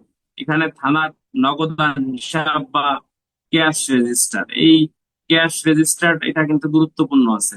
থানার ক্যাশ রেজিস্টার সরাসরি পিআরবি 409 বিধি অনুযায়ী থানায় সংরক্ষণ করা হয়। সাধারণত থানার ওসির তত্ত্বাবধানে এই রেজিস্টার থাকে, তবে ওসির নির্দেশে একজন সাব ইন্সপেক্টর এই রেজিস্টার নিয়ন্ত্রণ করে থাকে। থানায় আগত সকল ক্যাশ এই এবং অর্থ এই রেজিস্টারে অন্তর্ভুক্ত করতে হয়। এবং আপনার কালকে 50 মার্কের এমসিকিউ পরীক্ষা আছে এবং পুরস্কারের ব্যবস্থা আছে, কথা বলেন না ভাই। সকাল আবার 6টা 30 ক্লাস আছে, কথা বলেন না। থানায় সাধারণত আছে মামলার আয়ুদেরকে সাধারণত এই অর্থগুলো দেওয়া হয়ে থাকে, পুলিশ সুপারের অফিস থেকে আগত অর্থ এবং অন্যান্য খাত থেকে, জরিমানার খাত থেকে এই অর্থগুলো এখানে দেওয়া হয়ে থাকে। এই অর্থ সাধারণত আপনাকে নিষ্পত্তি করে দিতে হয়। কোনো অর্থ এই রেজিস্টারে জমা রাখা যাবে না। যদি কোনো অর্থ মানে প্রদান করা না হয়ে থাকে, তাহলে থানার ওসি পরবর্তী মাসে আপনার এসপি কে লিখিতভাবে এই বিষয়টা অবগত করবে। এবং এখানে বলা হচ্ছে যে আপনার আপনার যদি কোনো অর্থ খরচ না হয়, সে বিষয়টাও এসপি কে স্পেসিক্যালি অবগত করতে গেল, পেয়ার বিচার্য নয়। এখানে তেমন কিছু দেখতেছি না গুরুত্বপূর্ণ। নর্মালি একটু দেখবেন যে কোর্ট ইন্সপেক্টরের দায়িত্ব কর্তব্য, এগুলো পরীক্ষা আসার কথা না। 416, যেমন এএসআই দায়িত্ব কর্তব্য 207, কনস্টেবলের দায়িত্ব কর্তব্য 208, এএসপি সার্কেলের দায়িত্ব কর্তব্য 189, ওসির দায়িত্ব কর্তব্য পেয়ারবি 205, আর একজন কোর্ট ইন্সপেক্টরের দায়িত্ব কর্তব্য পেয়ারবি 416। এটা একটু মনে রাখবেন, জাস্ট আসলে দেখে দেখে লিখতে পারবেন যে একজন কোর্ট ইন্সপেক্টর সাধারণত তার কোর্টে কি কাজগুলো, তার কাজ, এই কোর্টের কি কাজ সে করে, এই কথাগুলো হচ্ছে। এই তোমরা কি কথা শুনতেছো না ভাই? খালি কমেন্ট করতেছো আকাম, খালি বাদ দিয়ে দিলাম ক্লাস, যাও ক্লাস নেবো না, খালি কমেন্ট করো, খালি আকাম, ভালো কাজ নাই। ইস্তেগফার পড়ো। আস্তাগফিরুল্লাহ ওয়া লা হাওলা ওয়া লা কুওয়াতা ইল্লা বিল্লাহিল আলিয়্যিল আযীম। আস্তাগফিরুল্লাহ ওয়া লা হাওলা ওয়া লা কুওয়াতা ইল্লা বিল্লাহিল আযীম। হাসবুনাল্লাহু ওয়া নি'মাল ওয়াকিল। হাসবুনাল্লাহু ওয়া নি'মান নাসির। আস্তাগফিরুল্লাহ ওয়া লা হাওলা ওয়া লা কুওয়াতা ইল্লা বিল্লাহিল আযীম। সবাই পড়েন আস্তাগফিরুল্লাহ, আস্তাগফিরুল্লাহ ওয়া লা হাওলা ওয়া লা কুওয়াতা ইল্লা বিল্লাহিল আলিয়্যিল আযীম। আচ্ছা, তাহলে আমরা এখানে এটা দেখলাম, এখানে তেমন আর কোনো গুরুত্বপূর্ণ কিছু নাই। আমরা সরাসরি সরাসরি এখন চলে যাব সামনের দিকে, যেগুলো গুরুত্ব এগুলো আমরা একটু দেখি, ঠিক আছে? 436, ওটাও দরকার নেই। কেস ডায়েরি, কেস ডায়েরি এই যে কোর্টে কিভাবে উপস্থাপন করতে হয় পেয়ার 442 বলছে, এছাড়া তেমন কিছু না। আচ্ছা, আমরা এখন খুবই গুরুত্বপূর্ণ একটা বিষয় দেখব, সেটা হচ্ছে মামলার সংক্ষিপ্ত সার বা ব্রিফ। ব্রিফ কাকে বলে, ব্রিফ কে প্রস্তুত করে, ব্রিফের গুরুত্ব কি বা প্রয়োজনীয়তা কি, এই টাইপের প্রশ্ন কিন্তু পদোন্নতি পরীক্ষায় আমাদের আসতে পারে। আজকে আমরা ব্রিফ এবং এফএম পড়বো, এই দুটো পড়ে তারপর আমরা অন্য কিছু দেখবো। আমি কিন্তু ব্রিফ জিজ্ঞেস করবো যে ব্রিফ কি, এই ব্রিফ একদম জিজ্ঞেস করি। আচ্ছা, ব্রিফ ভালো বলতে পারবে কে? আমি কিন্তু তিনটা পিআরবির কথা বলছিলাম যে এই তিনটা পিআরবি তোমরা মুখস্থ করবা। একটা আছে 274-এ সাক্ষীর স্মারকলিপি, আর 444-এ মানে মামলার ব্রিফ বা মামলার সংক্ষিপ্ত সার, আর 445 হচ্ছে এফএম। ব্রিফ ভালো কে বলতে পারবে?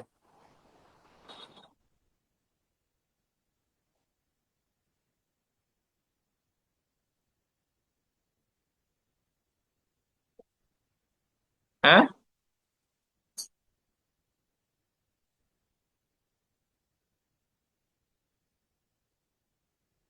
আচ্ছা, এই যে তাপস, তাপস সরকার, আপনি আমাদেরকে ব্রিফটা পড়ান দেখি। আমরা তাপস, না এটা আছে না, জুয়েল আছে না, জুয়েল পুলিশ স্টোর। আচ্ছা, তাপস বলো, তাপস জুয়েল মানে নাই।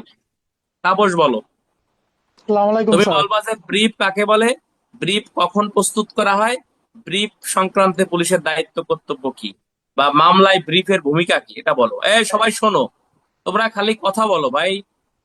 টেনশনে আমার ঘুম হয় না, পরীক্ষা, তোমরা খালি কথা বলো। পরীক্ষার্থী না তোমরা ভাই? পরীক্ষার্থীদের এত কথা আসে কিভাবে?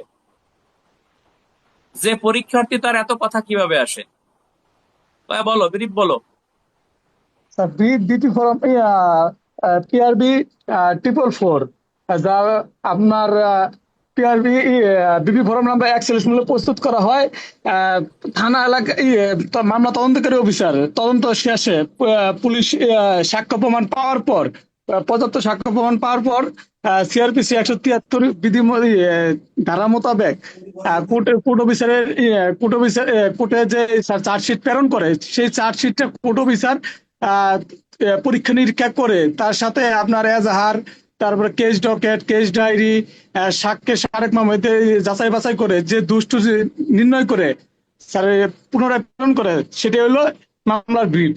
আর মামলার বিবৃতি মূলত প্রেরণ করা প্রস্তুত করা হয় কারণ তদন্তকারী অফিসার নিজের অজান্ত অনেক সময় তো এই ভুল ত্রুটি করে থাকে, যা সংশোধন না করা হলে আসামির বিরুদ্ধে অপরাধটি প্রমাণ করা যায় না আদালতে, যা জটিলতার সৃষ্টি হতে পারে। তাছাড়া দেখা যায় যে অনেক সময় তদন্তকারী অফিসার নিজের ইচ্ছা মতো বা গাফলতির মাধ্যমে দোষটি করে থাকে অর্থের বিনিময়ে। সেই ক্ষেত্রে তার বিরুদ্ধে ব্যবস্থা গ্রহণ করার জন্য পুলিশ সুপারের নিকট কোর্ট অফিসার তার বিরুদ্ধে ব্যবস্থা গ্রহণ করে কোর্ট অফিসারকে স্যার অবগত করে, এসপি স্যারকে অবগত করে।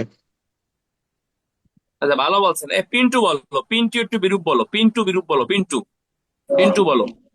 স্যার বলি স্যার, তদন্তকারী বলো। কর্মকর্তা তদন্ত শেষে কোর্ট ইন্সপেক্টরের নিকট কেস ডকেট প্রেরণ করার পর কোর্ট ইন্সপেক্টর কেস ডকেট মামলার এফআইআর পর্যালোচনা করে দোষ ত্রুটি সংশোধন করার জন্য বিধি বিধান 41 অনুসারে তদন্তকারী কর্মকর্তার নিকট যে পত্রটি প্রেরণ করে তাই হচ্ছে সংক্ষিপ্ত সার বা ব্রিফ স্যার। ব্রিফ সংক্রান্তে পুলিশের দায়িত্ব কর্তব্য কি এটা বলো। স্যার ব্রিফ সম্পর্কে পুলিশের দায়িত্ব কর্তব্য জিডিতে নোট দিতে হবে, সিনিয়র কে অবগত করতে হবে, রিসিভ এবং রিসিভ রেজিস্টারে রিসিভ ডেসপাচ রেজিস্টারে। তারপর হচ্ছে স্যার ওই যে কোনো ভুল ত্রুটি সংশোধন করতে হবে, করার পর পুনরায় মানে যে ভুল ত্রুটি গুলো হয়েছে সেগুলো হচ্ছে আপনাকে সংশোধন করে পুনরায় আবার আদালতে মানে চার্জশিট প্রেরণ করতে হবে, তাই না? এই হলো ব্রিফ। তাহলে আমি একটু বলি, এই তোমরা আসলে মানে কি কব, হ্যাঁ, কথা বললে খালি কথা টই টই শব্দ করো খালি ভাই। পড়ানো কিন্তু কষ্ট আছে, কিন্তু আপনারা এটা বোঝেন না। সবাই ইস্তেগফার পড়েন, লা হাওলা ওয়ালা কুওয়াতা ইল্লা বিল্লাহিল আলিয়্যিল আযীম, আস্তাগফিরুল্লাহ ওয়া আতুবু ইলাইহি, লা হাওলা ওয়ালা কুওয়াতা ইল্লা বিল্লাহিল আযীম। আমি বলি, ব্রিফ ব্রিফ বা মামলার সংক্ষিপ্ত সার, এটা হচ্ছে পিআরবি 444 বিধিতে আপনাকে আলোচনা করছে, ঠিক আছে কিনা? পিআরবি 444 বিধিতে বলতেছে মামলা তদন্তকারী কর্মকর্তা কেস ডায়েরি, মামলার প্রাথমিক তথ্য বিবরণী এবং অন্যান্য সাক্ষ্য প্রমাণ সহকারে মামলার যখন একটা চার্জশিট আপনার বিজ্ঞ আদালতে প্রেরণ করে, তখন বিজ্ঞ আদালতের কোর্ট ইন্সপেক্টর উক্ত মামলার সকল তথ্যপত্র পড়ে পরীক্ষা নিরীক্ষা বিচার বিশ্লেষণ করে যে সকল ভুল ত্রুটিগুলো ধরা পড়ে সেগুলো সংশোধনের জন্য বিবরণ নং 41 মোতাবেক পুলিশ সুপার, সহকারী পুলিশ সুপার এবং মামলার আয়ুকে যে পত্র প্রেরণ করে তাকেই মামলার ব্রিফ বলা হয়ে থাকে। এখন মামলার ব্রিফ সংক্রান্তে পুলিশের দায়িত্ব কর্তব্য কি? ব্রিফ যখন কোর্ট থেকে ইস্যু করে কোর্ট ইন্সপেক্টর, তখন মামলার আয়ু এই বিষয়টা জিডিতে নোট দেবে, ওসির সাথে পরামর্শ করবে, সার্কেল এবং পুলিশ সুপারের সাথে পরামর্শ করবে এবং যে সকল ভুল ত্রুটিগুলো পরিলক্ষিত হয়েছে সেগুলো সংশোধন পূর্বক হ্যাঁ নতুন করে তথ্যপত্র যোগ করা বা অন্তর্ভুক্ত করার প্রয়োজন হলে সেগুলো অন্তর্ভুক্ত করে আদালতে পুনরায় আবার মানে রিপোর্ট দাখিল করবে। মূলত ব্রিফ হচ্ছে মামলার বিচার কার্যক্রম নিষ্পত্তির ক্ষেত্রে বা ন্যায় বিচার নিশ্চিতের ক্ষেত্রে কোনো আসামি যেন মামলার অপরাধের দায় থেকে মানে শাস্তির হাত থেকে বাঁচতে না পারে, সেজন্যই হচ্ছে আপনার এই ব্রিফটা ইস্যু করা হয়ে থাকে। অনেক সময় তদন্ত করতে গেলে মামলার আয়ুর বিভিন্ন ভুল ত্রুটি গুলো হয়, এই ভুল ত্রুটি গুলো সংশোধনের জন্যই সাধারণত কোর্ট ইন্সপেক্টর এই ব্রিফ গুলো ইস্যু করে থাকে। আবার অনেক সময় মামলার আয়ু মানে উৎকোচ গ্রহণ বা কোনো টাকা পয়সা খাইও ভুল রিপোর্ট দিতে পারে বা ছোটখাটো ভুল ত্রুটি করতে পারে, সেগুলো সংশোধনের জন্য মূলত হচ্ছে আপনার ব্রিফ সাধারণত ইস্যু করা হয়।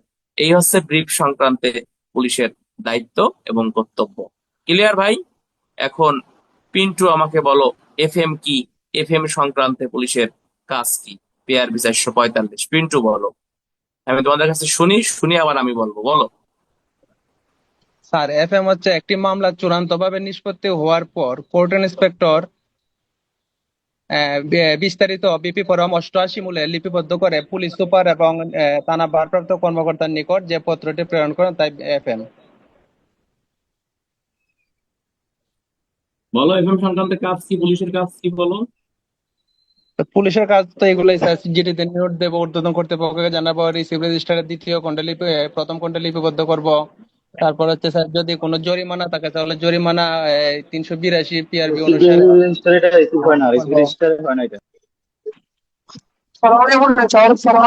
তদন্ত রেজিস্টার এন্ট্রি হয়। বলেন, সবাই বলেন না, আপনি বলেন, বলেন আপনি বলেন। স্যার এফএমটা স্যার মূলত হলো মামলা তদন্তকারী কর্মকর্তা, এটা হলো আপনার হলো এটা হলো কোর্ট ইন্সপেক্টর তৈরি করে। আর হলো আর হলো নিশ্চিত হওয়ার পর পুলিশ সুপার এর মধ্যে একটা সিদ্ধান্ত করবে যে এটা পিআইটি করা হবে নাকি পিআইটি পার্টি করা হবে নাকি, এটা পুলিশ সুপার এটা রেকর্ডভুক্ত করবে। আর এটা হলো আপনার হলো দোষ প্রমাণের মধ্যে দিয়ে যদি এটা যদি পরিসমাপ্ত ঘটে তাহলে কি করবে কোর্ট ইন্সপেক্টর এটার মানে এদের অপরাধীর থাকে, অপরাধীর নাম থাকে না লিখবে। তারপরে আবার হলো আপনার ঘন্টার 17 অধ্যায়ে আসামির নাম ঠিকানা ধরে না উল্লেখ করা থাকে তাহলে অন্য কিছু লাল কালি দিয়ে লিখতে হবে। আসসালামু আলাইকুম স্যার। বলেন। রিট পাওয়ার পরে বিসিএনবির দ্বিতীয় এবং চতুর্থ অংশে লিপিবদ্ধ করতে হবে। পিআরটি 565 করতে হবে, নজর রাখতে হবে কিনা, নিরীক্ষণ রাখতে হবে কিনা এবং খতিয়ান রেজিস্টারে নোট দিতে হবে। এই চারটা মনে হয় স্যার মূল বিষয় নাকি স্যার? আচ্ছা, আর কি আর কি বলবেন, বলেন। সাইফা, এতক্ষণ তোমাকে ধমকাচ্ছি, তোমার আমার সাথে কথা স্যার বলো। এটা আসার পরে 376 380 তারপরে আসসালামু আলাইকুম স্যার। স্যার আরেকটা বিষয় বাকি আছে স্যার, এখানে হচ্ছে এই যে যদি এফএম এর মধ্যে যদি আসামি যদি সাজা না হয় সেই ক্ষেত্রে পুলিশ সুপার কৈফিয়ত তলব করতে পারবে যে কেন মানে সে অব্যাহতি পাইলো বা কি কারণে মামলা তদন্ত কোনো গাফিলতি আছে কিনা, কথা বললে হবে নাকি? কৈফিয়ত তলব করতে পারবে তদন্তকারী কর্মকর্তাকে পুলিশ সুপার। আবার মেরে দেখবে। আচ্ছা, এবার আমি বলি, সবাই শোনেন। আউযু বিল্লাহি মিনাশ শাইতানির রাজিম, বিসমিল্লাহির রহমানির রহিম। এফএম, এই এফএম বলতে জানো আবার এফএম রেডিও পাবেন না, ঠিক আছে কিনা? এই এফএমটা হচ্ছে ফাইনাল মেমোরেন্ডিয়াম। যেমন গ্রেপ্তারের মেমোরেন্ডিয়াম দেখছেন না? এই গ্রেপ্তারের মেমোরেন্ডিয়াম আসছে কিনা? গ্রেপ্তারের মেমোরেন্ডিয়াম কিন্তু আছে, ঠিক আছে। গ্রেপ্তারের মেমোরেন্ডিয়ামটা হচ্ছে পিয়ার কার্যবিধি 46-এর কতে গ্রেপ্তারের মেমোরেন্ডিয়াম। গ্রেপ্তারের মেমোরেন্ডিয়ামটা কি?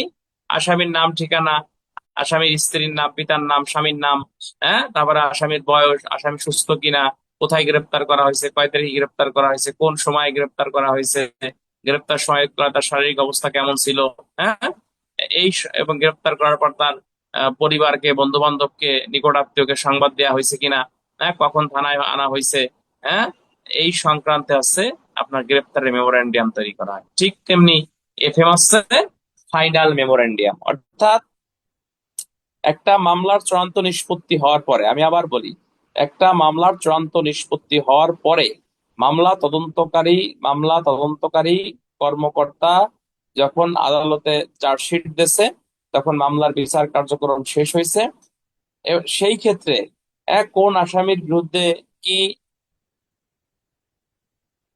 তোমরা কমেন্ট করতেছো কেন ভাই? আমি তো বলছি যে এখানে পুলিশের অনেক লোক থাকে, সবার মন মানসিকতা সমান না, সবাই একই পরিবারের না, সবাই একই পরিবেশ থেকে উঠে আসেনি। সুতরাং আজে বাজে কমেন্ট কেউ করবেন না, আজে বাজে কমেন্ট করে নিজেকে জাহির করার কোনো দরকার নাই, ঠিক আছে?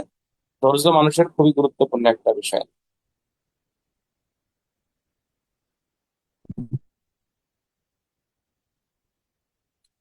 তাহলে এফএমটা হচ্ছে আপনার যে মামলা চূড়ান্ত নিষ্পত্তি হওয়ার পর কোন আসামির কি সাজা হয়েছে, কোন আসামি মামলার দায় থেকে অব্যাহতি পেয়েছে, এই সংক্রান্তে যে প্রতিবেদন কোর্ট ইন্সপেক্টর থানা বরাবর বা থানার ওসি বরাবর প্রেরণ করে থাকে, তাকেই আপনাকে বলা হয় হচ্ছে আপনার মামলার এফএম। এখন এফএম পাওয়ার পর পুলিশের করণীয় কি? এফএম পাওয়ার পর পুলিশের করণ হচ্ছে, এটা হচ্ছে আপনার জিডিতে নোট দিতে হবে, 2 নম্বরে ঊর্ধ্বতন কর্তৃপক্ষকে অবগত করতে হবে কোনো আসামির বিরুদ্ধে PR PR PR PRT 565 PR PRT PRT 565 খোলা হয়েছে কিনা, হবে কিনা, সে ব্যাপারে পুলিশ সুপারের অনুমতি নিতে হবে। যে সকল অপরাধী দণ্ডবিধির 12 অধ্যায় বা 17 অধ্যায়ের অপরাধ করছে, তাদের নাম ঠিকানা পাওয়া যায়নি, তাদের নাম ঠিকানা, উক্ত বিষয়টি লাল কালি দিয়ে হচ্ছে আপনাকে রেকর্ড করতে হবে। এরপরে বলা হচ্ছে যে আপনার যে সকল আসামিদের সাজা হয়নি, কেন সাজা হয়নি সে বিষয়ে এসপি মহোদয় মামলা তদন্তকারী কর্মকর্তাকে হচ্ছে আপনার কি করতে হবে, আপনার কৈফিয়ত তলব করতে পারবে। এরপর হচ্ছে এফএম প্রাপ্তির পর উক্ত বিষয়টি খতিয়ান রেজিস্টার হচ্ছে আপনার নোট দিতে হবে। ভিসিএনবির দ্বিতীয় এবং চতুর্থ খণ্ডে বা ওই খণ্ড খণ্ড দরকার নাই, ভিসিএনবি তে উক্ত বিষয়টি নোট দিতে হবে। আর এফএম হচ্ছে একটা মামলার চূড়ান্ত নিষ্পত্তির পরে এটা দেয়া হয়ে থাকে। এফএম প্রাপ্তির পরে মূলত আসামিদের কি সাজা হয়েছে এই বিষয়টা অবগত হওয়া জন্যই মূলত পুলিশকে কোর্ট ইন্সপেক্টর বা কোর্ট থেকে এই পত্রটা বা এই প্রতিবেদনটা থানায় প্রেরণ করা হয়। এই হচ্ছে এফএম সংক্রান্তে পুলিশের দায়িত্ব এবং কর্তব্য। আমি আবার বলি, লা হাওলা ওয়ালা কুওয়াতা ইল্লা বিল্লাহ।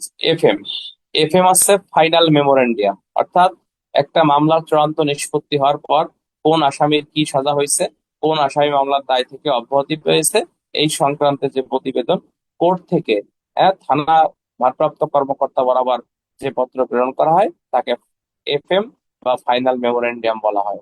এফএম সংক্রান্তে পুলিশের করণীয় বা দায়িত্ব কর্তব্য: 1 নম্বরে জিডিতে নোট দিতে হবে, 2 নম্বরে ঊর্ধ্বতন কর্তৃপক্ষকে জানাতে হবে, 3 নম্বরে থানার খতিয়ান রেজিস্ট্রারে নোট দিতে হবে, 4 নম্বরে যে সকল ব্যক্তি 12 অধ্যায় বা 17 অধ্যায়ের অপরাধ করছে, নাম ঠিকানা পাওয়া যায়নি, সেগুলোকে লাল কালিতে রেকর্ড করতে হবে। কোনো আসামির বিরুদ্ধে সাজা না হলে মামলার আয়ুকে এসপি মহোদয় কৈফিয়ত তলব করতে পারবে। এরপরে বলা হচ্ছে এফএম পাওয়ার পরে কোনো আসামির বিরুদ্ধে পিআর পিআরটি পিআরটি 565 খোলা হবে কিনা এসপির কাছ থেকে অনুমতি নিতে হবে। ভিসিএনবি তে এফএম সংক্রান্তে নোট দিতে হবে। এই হচ্ছে এফএম সংক্রান্তে পুলিশের দায়িত্ব এবং কর্তব্য, যা পিআরবি ও খতিয়ান রেজিস্ট্রারে নোট দিতে হবে। পিআরবি হচ্ছে 445 বিধিতে সারমর্ম আকারে এই কথাটাই এখানে বলছে।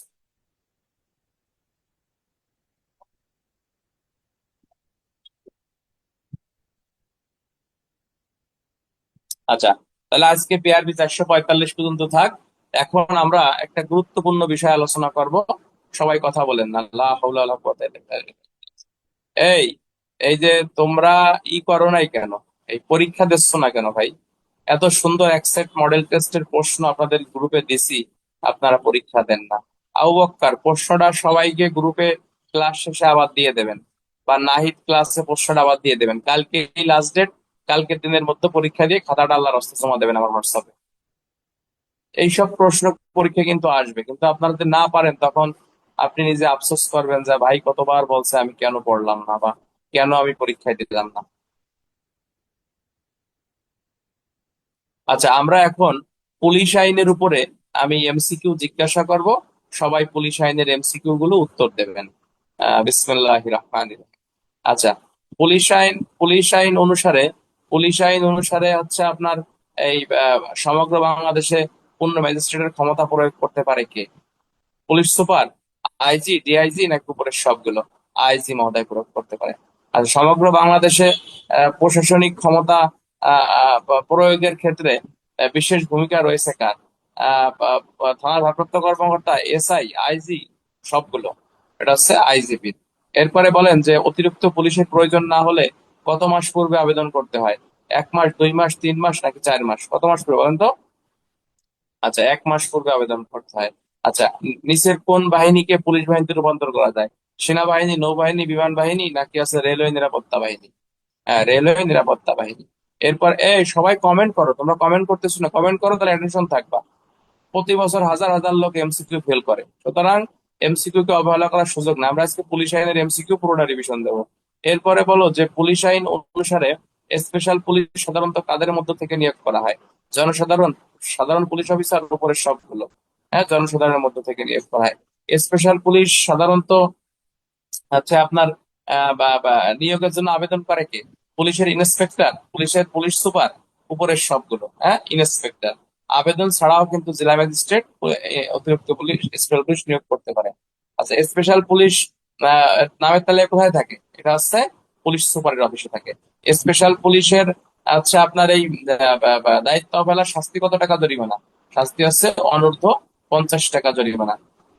আচ্ছা, পুলিশ আইনের 34 ধারা মোতাবেক বিনা পরোয়ানায় গ্রেপ্তার করতে পারে কোন পদের অফিসার? সকল পদের অফিসার। 34 ধারার শাস্তি কি?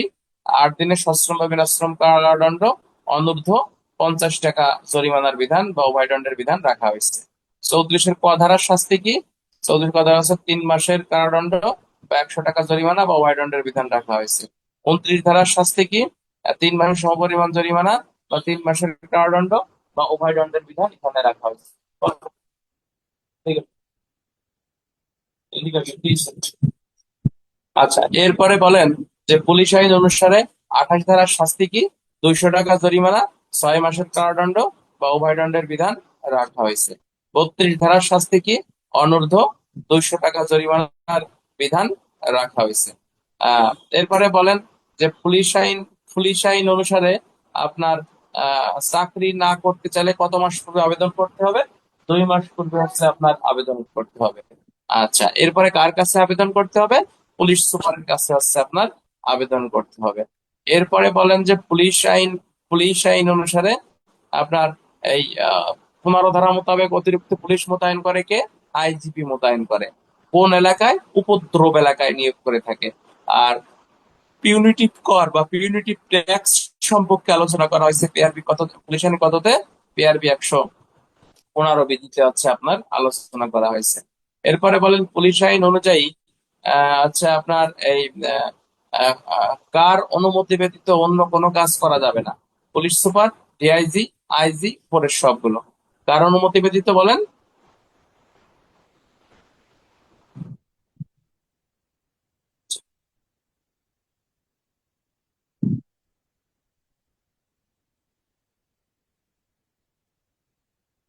আচ্ছা, আইজিপি, হ্যাঁ।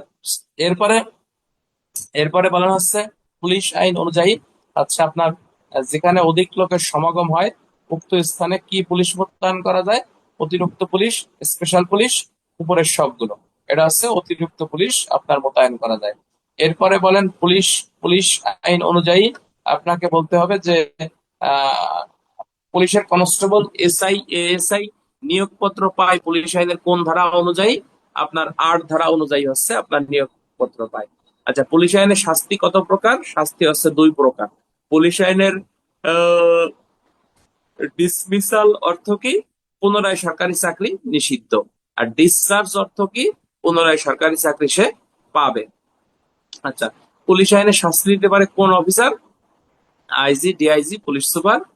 এরা হচ্ছে বেসিক্যালি হচ্ছে আপনার শাস্তি দিতে পারে। আচ্ছা, এরপরে বলেন যে পুলিশ আইন অনুযায়ী আপনার মামলা রুজু করতে গেলে কত মাসের মধ্যে করতে হবে পুলিশ আইনের অপরাধে অভিযুক্ত করার জন্য? বলেন কত মাসের মধ্যে? বলেন।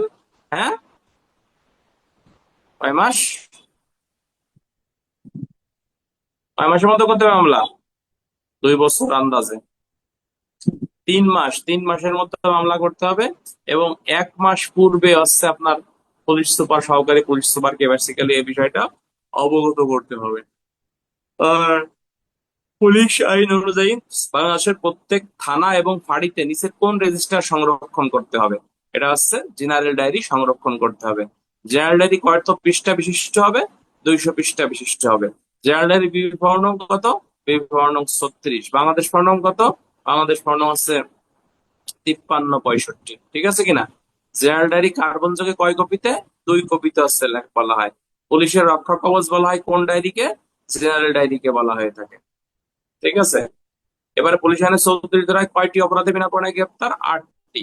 পুলিশ আইনের 29 ধারায় কয়টি অপরাধে শাস্তিযোগ্য কাজ? সেটা হচ্ছে 60টি। পুলিশ আইনের 7 ধারায় কয় প্রকারের শাস্তির কথা উল্লেখ আছে? 2 প্রকারের শাস্তির কথা উল্লেখ আছে। কোন দণ্ডের বিরুদ্ধে আবেদন করা যায়, আপিল করা যায়? গুরুদণ্ডের বিরুদ্ধে। কোন দণ্ডের বিরুদ্ধে আপিল করা যায় না? লঘুদণ্ডের বিরুদ্ধে। কোন দণ্ড দিতে গেলে বিভাগীয় মামলা রুজু করতে হয়? গুরুদণ্ড দিতে গেলে বিভাগীয় মামলা রুজু করতে হয়। আর লঘুদণ্ডের ক্ষেত্রে বিভাগীয় মামলা রুজু করার কোনো প্রয়োজনীয়তা নাই। এই তো পুলিশ আইনের মোটামুটি আমরা কভার করে ফেললাম।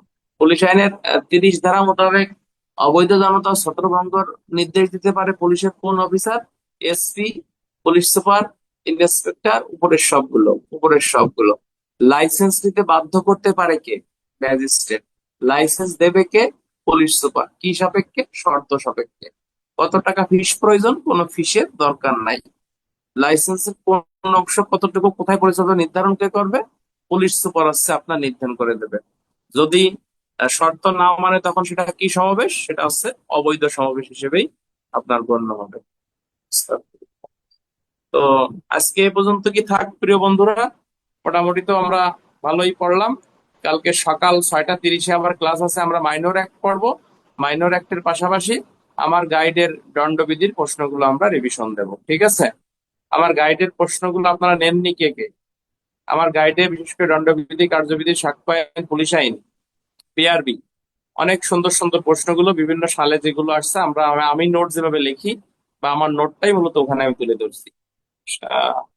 সুতরাং এটা সবাই নিয়ে নেবেন। আর একটা কথা বলি, সবাই ক্লাসেই বলে